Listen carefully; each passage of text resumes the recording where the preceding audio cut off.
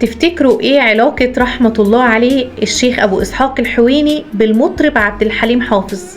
يمكن القصة اول مرة تسمعوها، بس القصة حكاها الحويني بذات نفسه في احد لقاءاته التلفزيونية. الشيخ اسحاق حكى وقال انه في يوم من الايام وهو نايم حلم باغنية لعبد الحليم، والغريب ان هو قام من النوم وهو عمال بيردد اللحن بتاع الاغنية.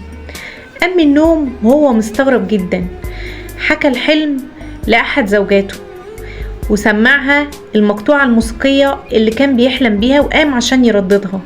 فسرتها له وقالت له دي أغنية موعود معايا بالعذاب يا قلبي. والشيخ الحويني التفت بعديها لاسم عبد الحليم وحس ان دي رسالة صبر من ربنا، عشان بعديها بأيام الحويني يضطر يعمل عملية بتر في رجليه، وعاش بعديها لسنين يعاني من المرض لحد ما توفى في 15 مارس 2025. ادعوا له بالرحمة، ربنا يرحمه ويغفر له ويجعل مرضه في ميزان حسناته.